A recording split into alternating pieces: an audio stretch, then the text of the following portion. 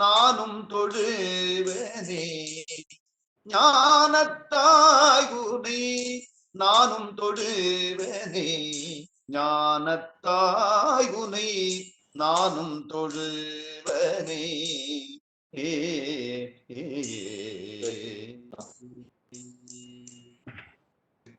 திருச்சிற்றம்பலம். கல்லால் நிழல் மலை வில்லாரருளிய பொல்லார் இணைமலர் நல்லார் புனைவரே. திருச்சிற்றம்பலம். அடியார் பெருமக்களுக்கு வணக்கம். எல்லாம் வல்ல சிவகாமி அம்மை உடனாகிய அம்பலமான பெருமானது திருவருட் பெருங்கருணையினாலும் அருபான்மும்மை நாயன்மார்களது குருவருளினாலும் வாகீச முனிவர் அருளி செய்த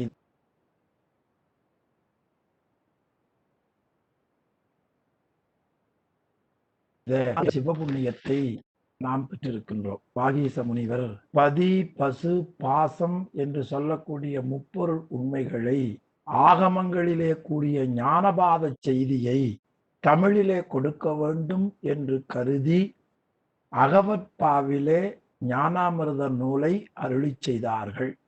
அதில் பாயிரப்பகுதி என்கிற பாடல் வரை நாம் சிந்தித்திருக்கிறோம். முதலாவதாக சிவபெருமானுடைய துதிப்பாடலும், பிறகு விநாயகப் பெருமானுடைய துதிப்பாடலும், பிறகு கலைமகளுடைய துதிப்பாடலும் அமைய பெற்றிருக்கின்றன. அடுத்ததாக ஆசிரியருடைய வணக்க பாடல் மிகச்சிறந்த பாடல்.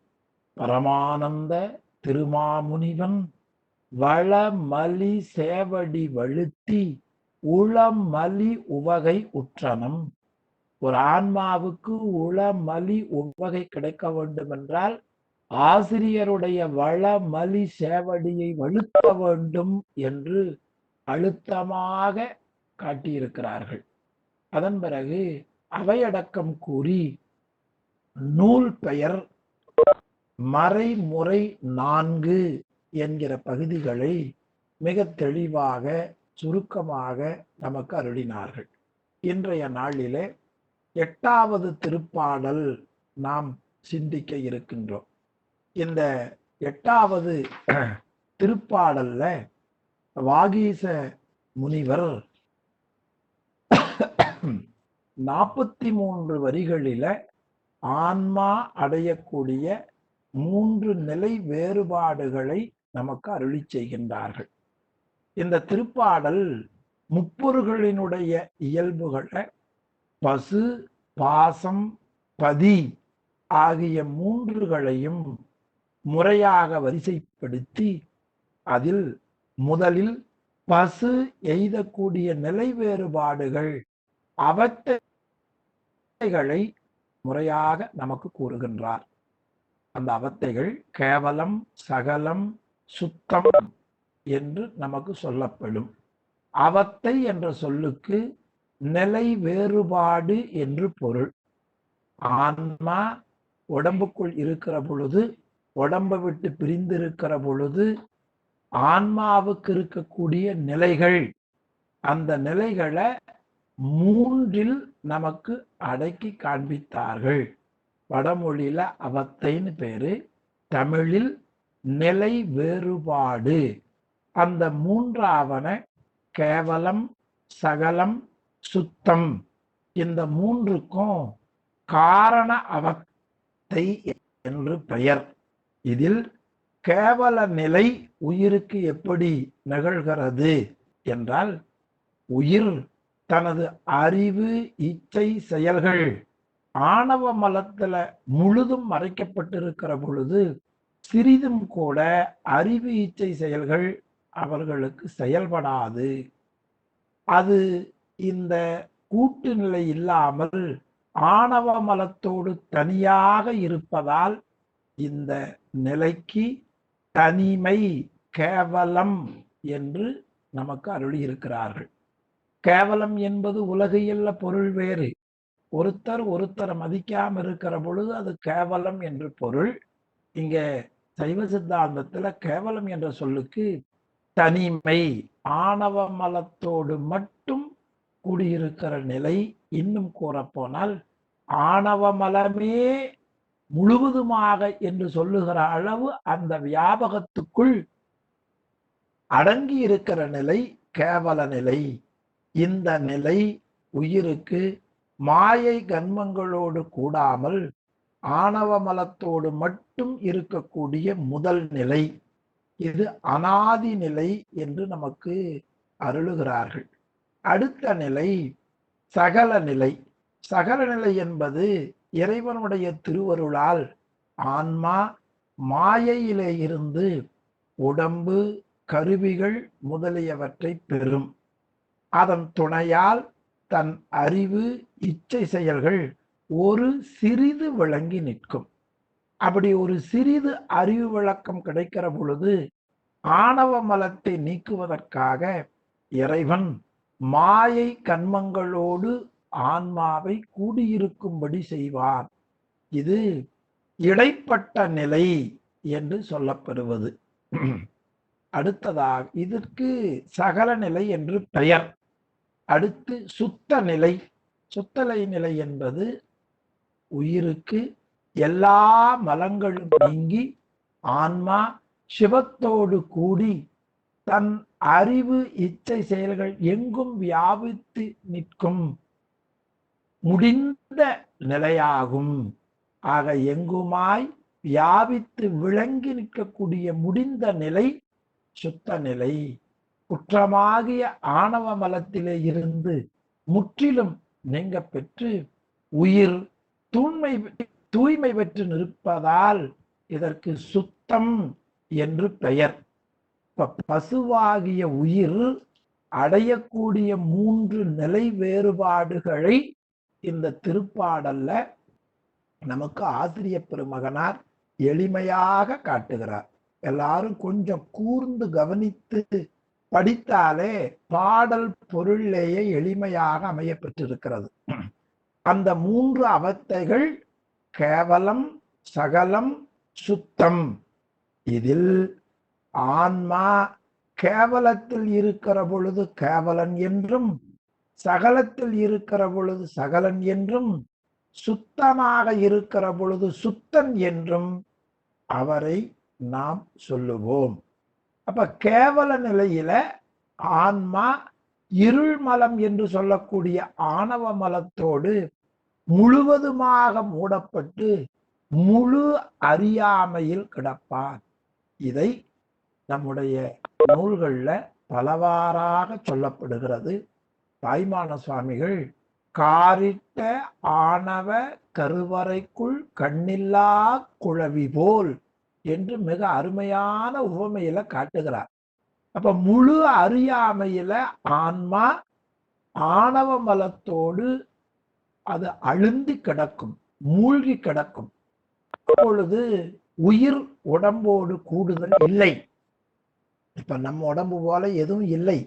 அப்படி உடம்போடு கூடி இருக்கிற நிலை இல்லாத காரணத்தால் உயிர்களுக்கு பிறத்தல் இல்லை, இறத்தல் இல்லை. இருந்தபடியே இருப்பான். இருந்தபடி இருப்பதால அவர் நித்தன், அதால இருந்தபடி இருப்பான். ஒரு சிறிதும் கூட அறிவு விளங்காது இருக்கும். ஆணவ மலம் அந்த வியாபகத்துக்குள்ள உயிர் வியாபியாய் கிடக்கும், அதுக்குள்ள அடங்கி இருக்கும். அதாவது ஆணவ மலம் என்கிற ஒரு பொருள்தான் உண்டு. ஆன்மா இல்லை என்ற அளவுல ஆன்மாவை முழுவதுமாக மறைத்து நிற்கும். ஆம், ஆக ஆன்மா என ஒன்று இல்லை என்று சொல்லும்படியாக ஆணவ மலத்துள் உயிர் மறைந்து கிடத்தலை பற்றி இந்த திருப்பாடல்ல அருமையா ஆசிரியர் பெருமகனார் மலம் நனி புணர மறைவோன் என்று சொல்லால வாகீச முனிவர் காட்டுகிறார். அந்த நிலையில் உயிருக்கு எந்த செயலும் இல்லை, அறிவும் இல்லை, இச்சையும் இல்லை. அதுக்கு ஒரு உவமையை காட்டுகிறார் உரையாசிரியர் பெருமக்கள்.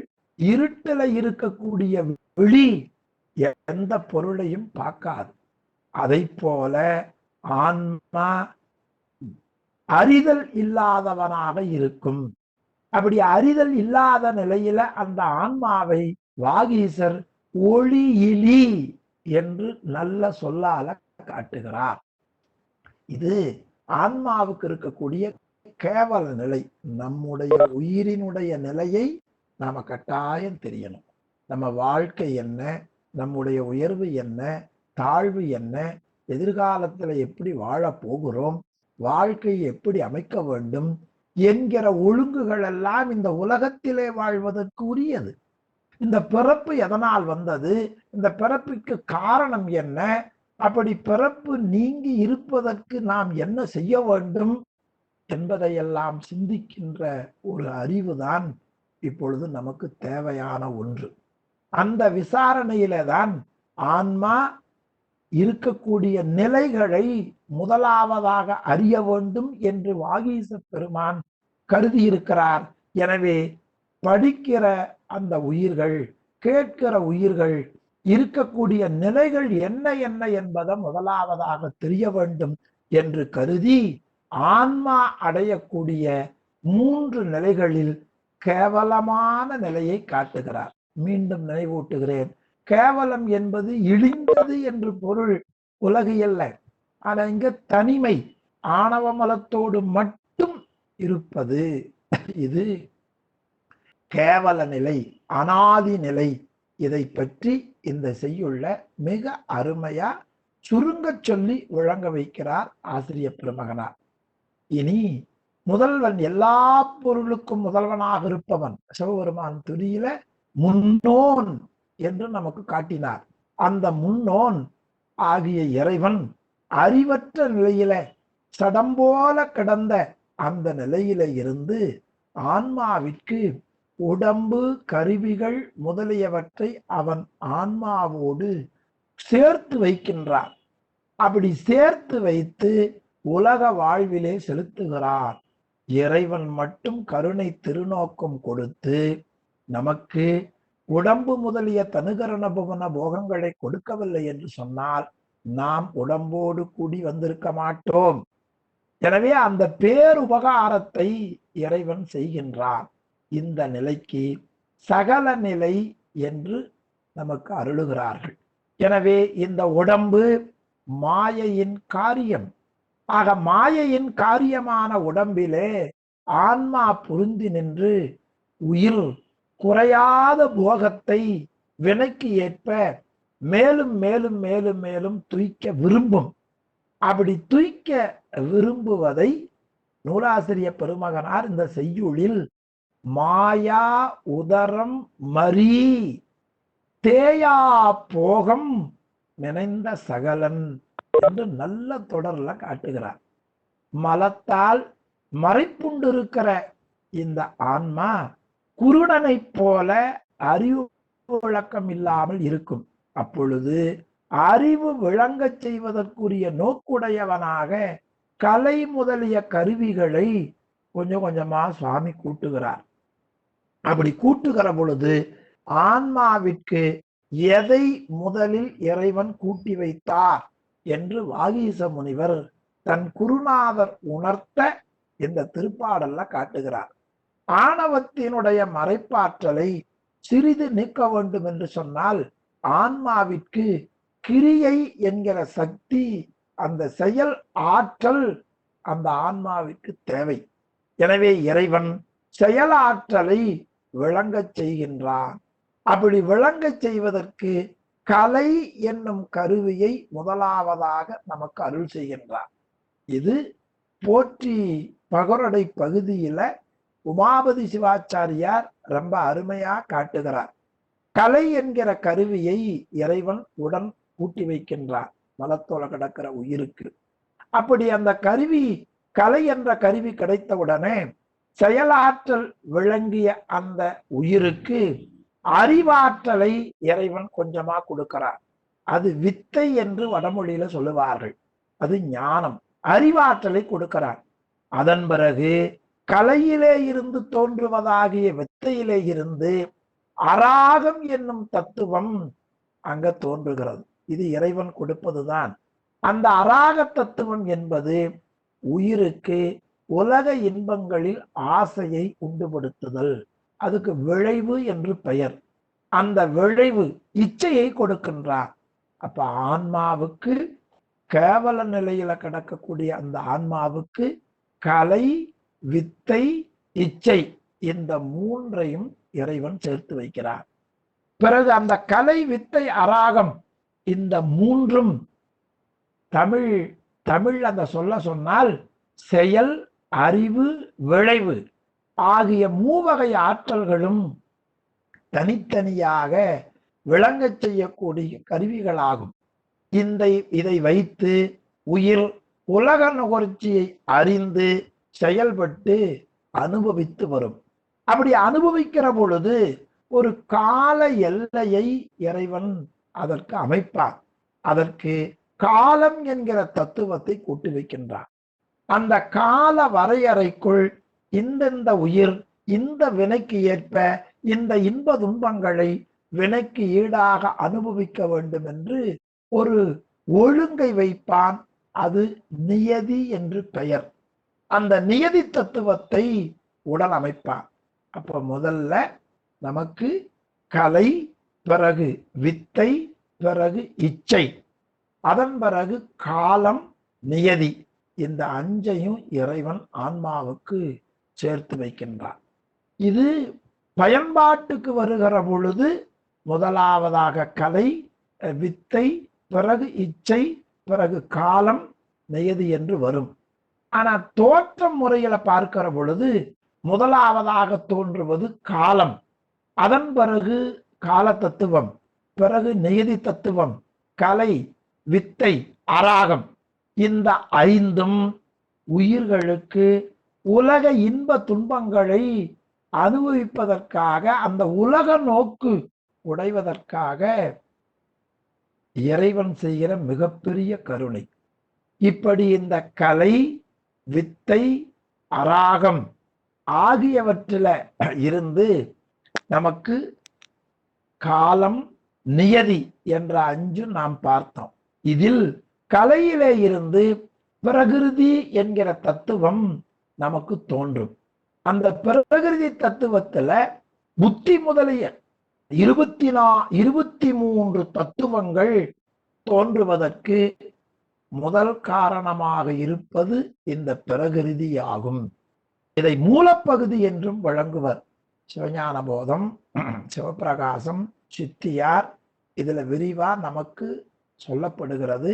ஆனா இந்த நூல்களுக்கெல்லாம் முன்னால சொல்லப்பட்ட நூல் இந்த நூல் என்பதை நாம் அறிவோம். அந்த மூலப்பகுதி 3 குணங்கள் அதுல இருக்கும். அது ரசோகுணம், தமோகுணம், சுவாத்தி குணம். இந்த 3 குணங்களும் பிரிந்து இல்லாம அடங்கி இருக்கிற நிலை ஒன்று, அது விளங்கி தோன்றுகிற நிலை ஒன்று. 3 அடங்கி இருப்பது மூலப்பகுதி என்று பெயர். அது விளங்கி நின்ற நிலையில் குணத்தத்துவம் என்று நமக்கு சொல்லப்பெறும்.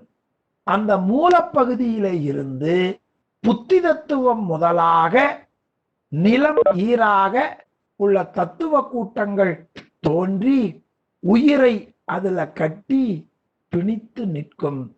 அப்படி பிணிக்கப்பட்ட உயிர் பச் கட்டுவதால் பசு என்று அழைக்கப்பெறும்.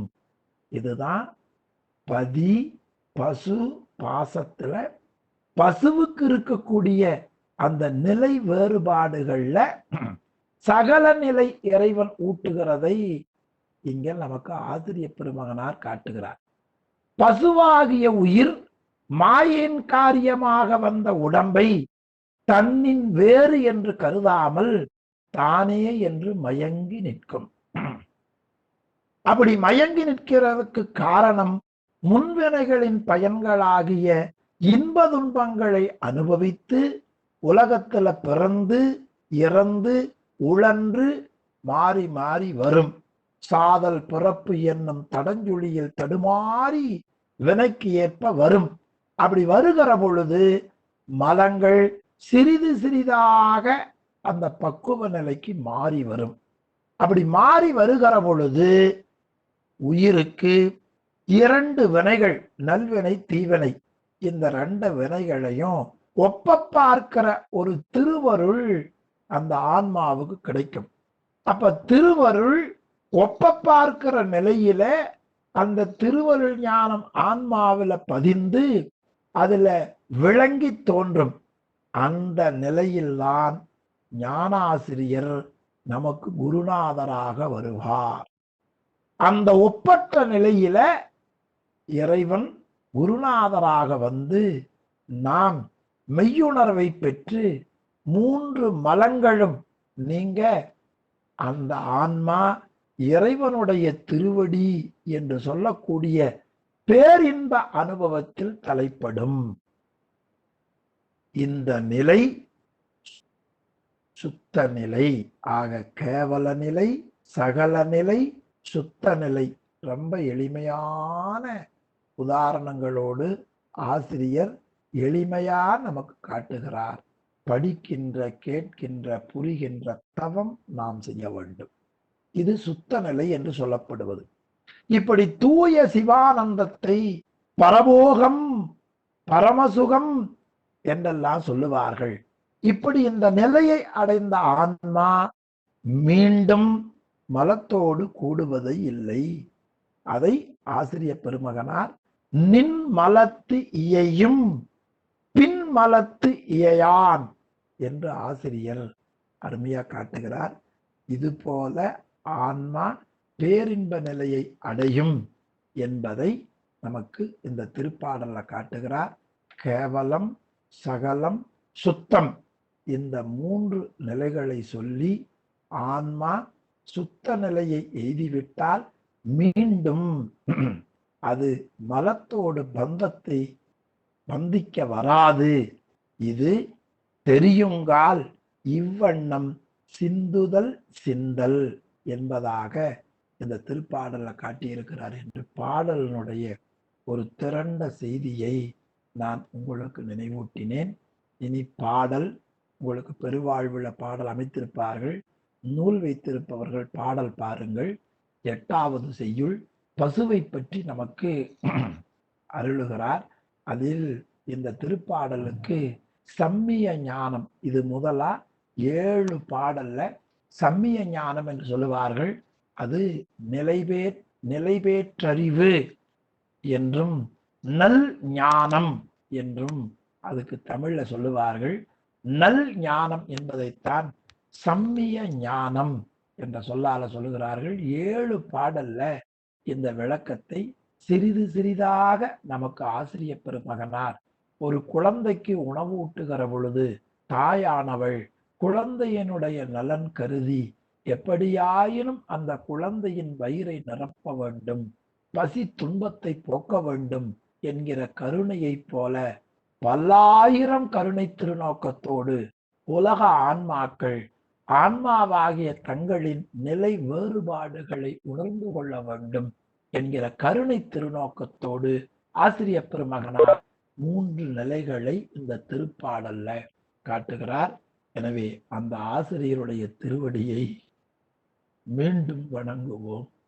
எந்த அளவுக்கு குருநாதரை நாம் உள்ளன்போடு வணங்குகிறோமோ அந்த அளவு அவர் அருளி செய்த பாடலின் பொருளை உணர முடியும் என்பது என் அனுபவ நிலை என்பதை உங்களுக்கு நினைவூட்டி, ஆசிரியர் நமக்கு அருள் செய்த ஆசிரியரை வணங்கி, இந்த நூலாசிரியரை வணங்கி, உரையாசிரியர் பெருமக்களை வணங்கி, கேட்டுக்கொண்டிருக்கிற உங்களினுடைய திருவடிகளை வணங்கி பாடல் 8வது திருப்பாடலை நாம் இப்பொழுது பார்ப்போம். திருச்சிற்றம்பலம். பிறழா நிலைமை பெரும் பெயர் ஞானம், பெரும்பெயர் ஞான கரையறு பாதம் முறையுற களரில் பசு பாசத்தோடு பதி ஆய் பெற்றி மதியோர் பசு மூவகை என மதிப்பர். பண்ணில் கேவலன் சகலன் இன்னியல் சுத்தன் கேவலச் சொல்லிடின் நித்தன் மெய்த்தகு குணமிலி வியாபி மொய்த்து மலம் நனி புணரமறைவோன் இளன் எனை செய்தியும் அறியோன் மையில் அமூர்த்தன் வலியிலன் அசேதனன் ஒளியிலி இறையலன்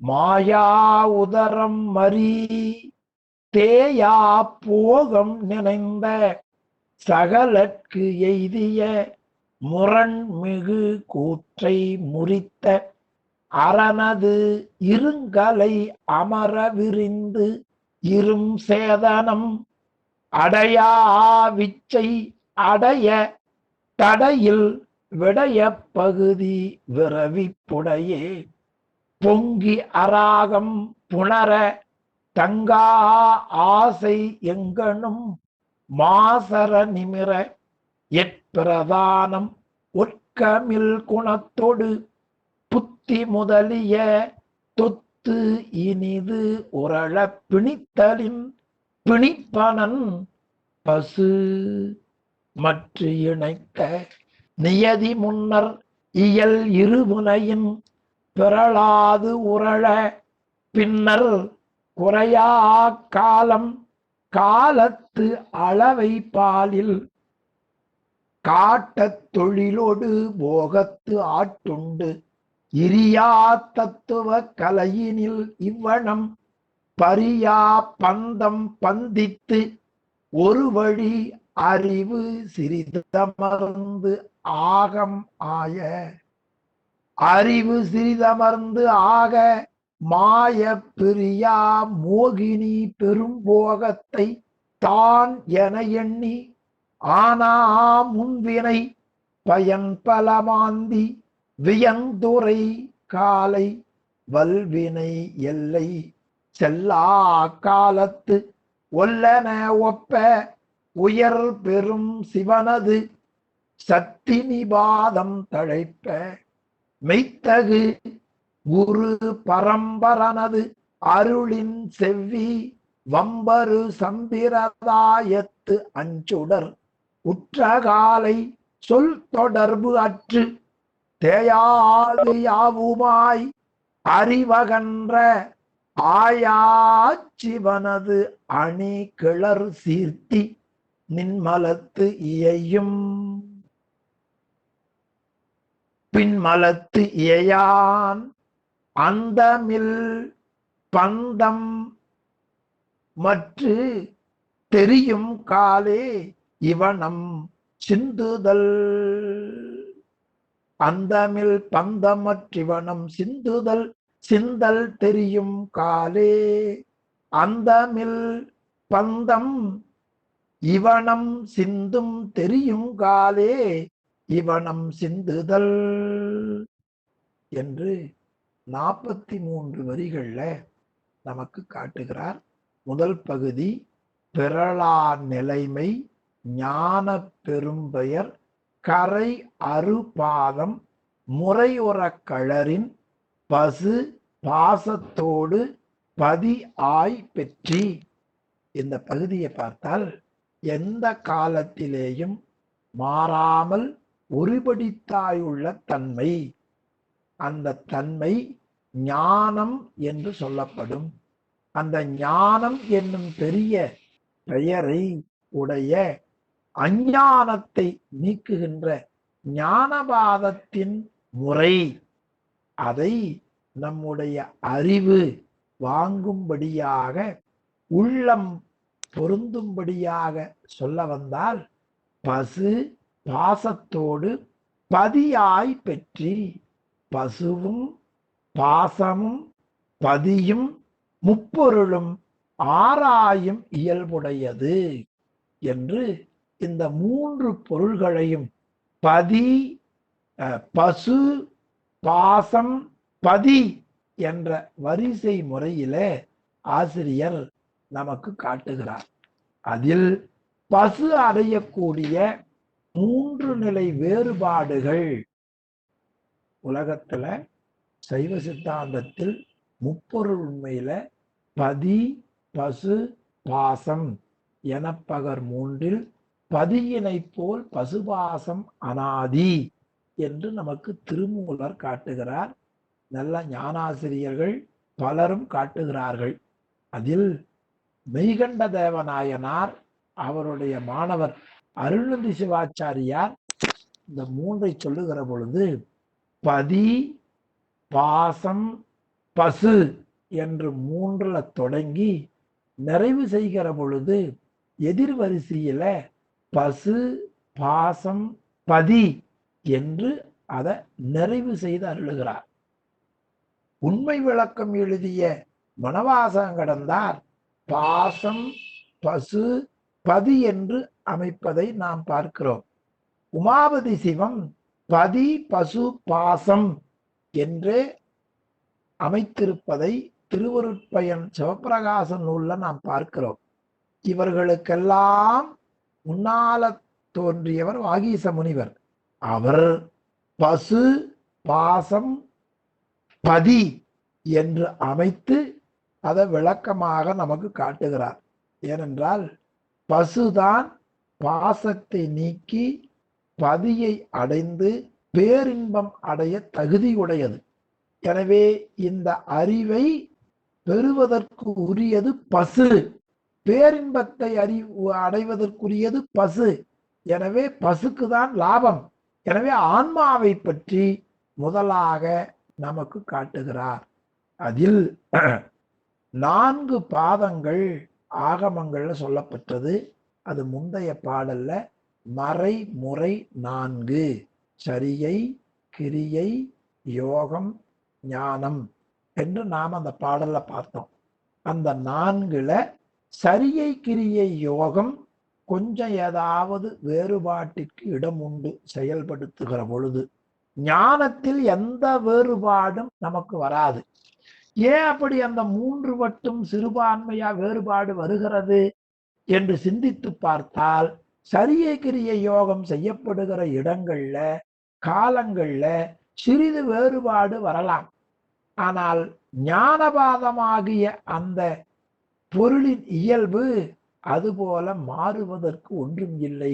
அது பிறளா நிலைமையில் உள்ளது என்பதைத்தான் ஞானபாதம் என்பதை ஆசிரிய பெருமகனார் பிறளா நிலை என்று அருமையா காட்டுகிறார். அந்த 4ல் பசு, பிறகு பாசம், பதி. அதுல பசுவை பற்றி சொல்ல வந்த ஆசிரியர் மதியோர் பசு மூவகை என மதிப்பர்.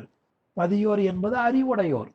அறிவுடையவர்கள் பசு என்று சொல்லக்கூடிய ஆன்மா 3 நிலைகளை, மூவகை நிலைகளை உடையது. இந்த மூவகை நிலை அது என்ன என்பதை பற்றி அடுத்த தொடர்ல காட்டுகிறார். பன்னில் அதை நாம் சொல்லுவதென்றால் கேவலன் சகலன் இன்னியல் சுத்தன் என்று நமக்கு அந்த 3 நிலைகளை அறிவுடையோர் சொல்லுவார்கள். அது தமிழ்ல சொன்னா தன்னிலை, கலப்பு நிலை, தூய நிலை என்று உரையாசிரிய பெருமக்கள் அந்த தமிழ் சொல்லாலையும் அருளுகிறார்கள். கேவலன் சகலன் இன்னியல் சுத்தன்.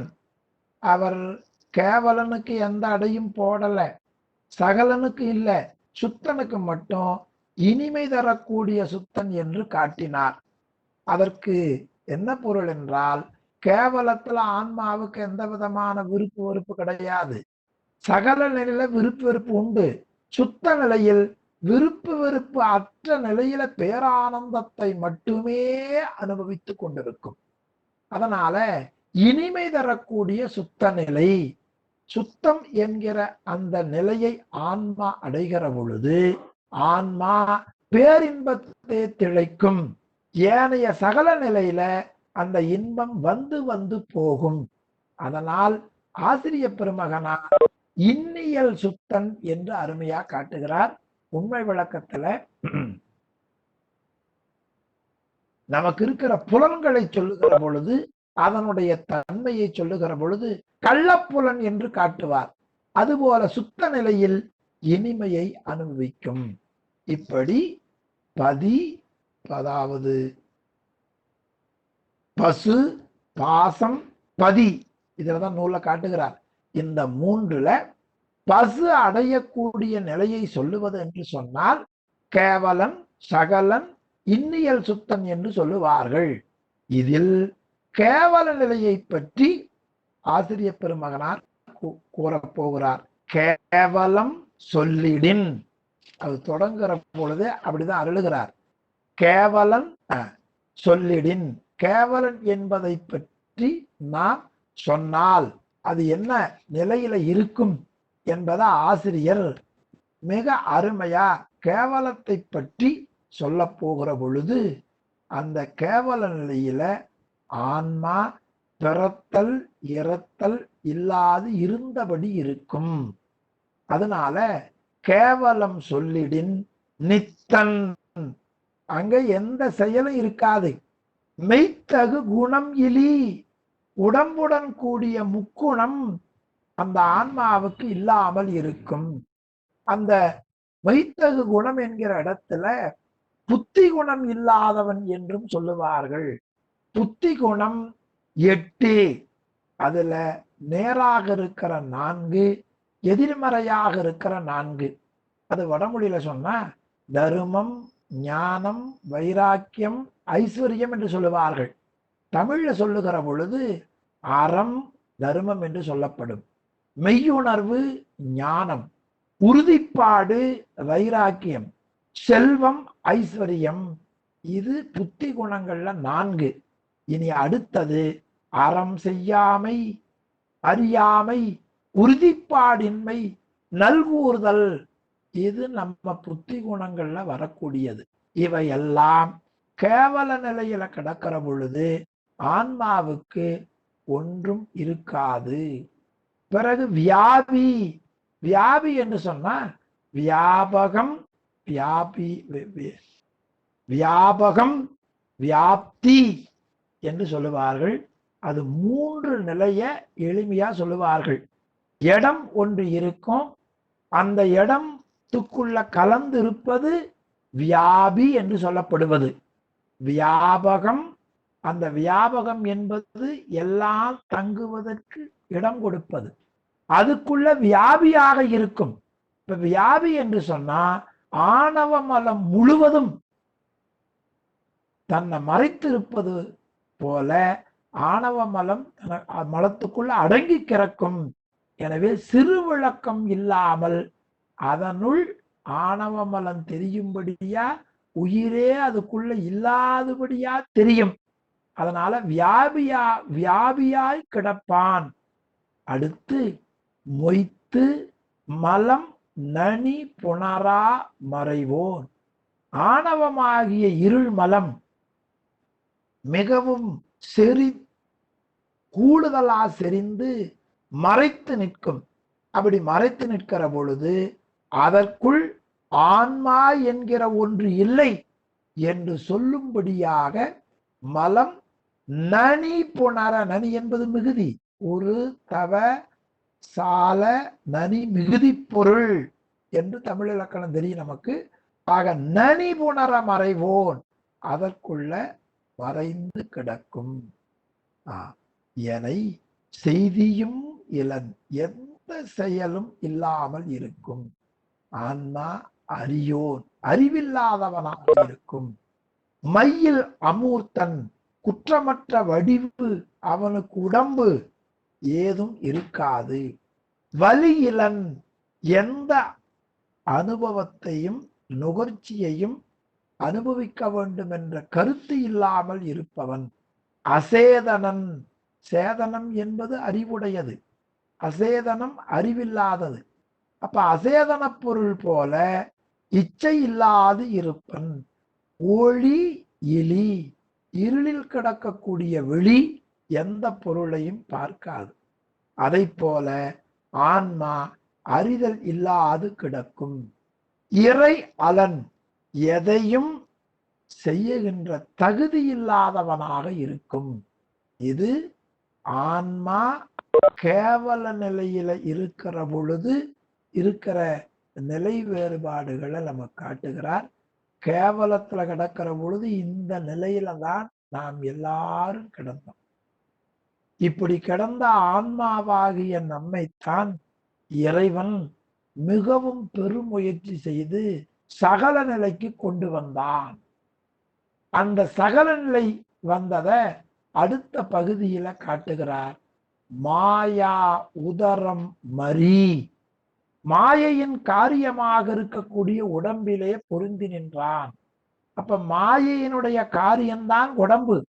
அதனால் இங்க ஆசிரிய பெருமகனார் மாயாவுடைய வயிறு அந்த இரத்தத்துல பொருந்தி வந்தது. எனவே மாயையின் காரியம் இந்த உடம்பு. தேயா போகம், குறையாத போகத்தை நாம் அனுபவிப்பதற்காக நினைந்த சகலுக்கு அந்த போகத்தை அனுபவிப்பதற்கு சகல நிலை நமக்கு வந்து கூடியது. அது சகலுக்கு எய்தி என்று காட்டுகிறார். எய்துதல் அது இறைவனுடைய கருணையினால் வந்து கூடியது. இப்ப சகல நிலை எப்படி வந்தது? ஒரு மேற்கோள் காட்டுகிறார். முரண்மிகு கூற்றை முறித்த அரண். இறைவனை பற்றி சொல்லுகிற பொழுது முரண்மிகு கூற்றை முறித்தவன்.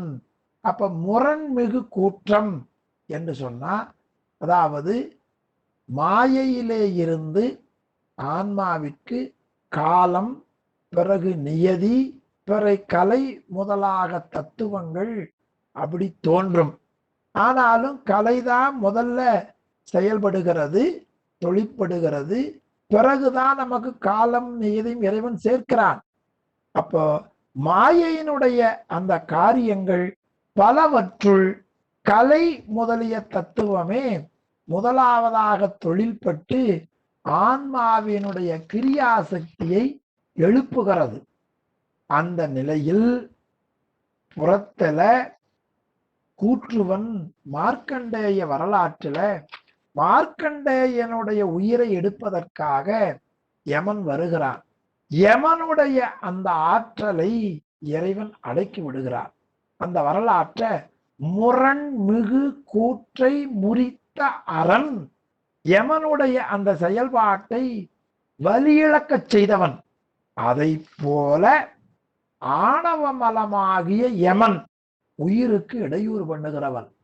இறைவனுடைய அருளால் வரக்கூடிய கலை, அந்த கலையின் மூலமாக ஆணவமலத்தினுடைய வலியை குன்றச் செய்து சிறிது விளக்கம் காட்டக்கூடியவன் என்பதைத்தான் இங்க எடுத்த தொடர்ல சகலத்துல முரண் மிகு கூற்றை முறித்த அரண், வலிமை மிக்க அரண். அந்த அரணுடைய அந்த அரண் கூற்றுவனுடைய செயலை அழித்தான். முரண்மிகு கூற்றை முறித்த அரண் இருங்கலை அமர, அவனுடைய ஆற்றலாலே செலுத்தப்படக்கூடிய கலை தத்துவம் எப்படி கூற்றுவனுடைய ஆற்றலை இறைவன் அடக்கினானோ அதுபோல எங்க கூற்றுவன் என்பது ஆணவ மலம். அந்த ஆணவ மலத்தினுடைய வலியை தன்னுடைய கலா தத்துவம் என்று அந்த கலா தத்துவத்தை நமக்கு கொடுத்து கிரியாசக்தியை விளங்குமாறு செய்தான். அப்ப ஆணவ மறைப்பை சிறிது நீக்கி ஆன்மாவுடைய செயலாற்றலாகிய கிரியாசக்தியை விளங்குமாறு செய்தான். எனவே முரண் மிகு கூற்றை முறித்த அரணது திருவடியை வணங்கி இன்றைய நாளில் இந்த அளவிலே இந்த சிந்தனையை நிறைவேற்றுவேன். கேட்ட அன்பர்கள் அனைவருக்கும் என்னுடைய பணிவான வணக்கத்தை சொல்லி இன்றைய வகுப்பை நிறைவேற்றுவேன். சிவாய நம. திருச்சிற்றம்பலம்.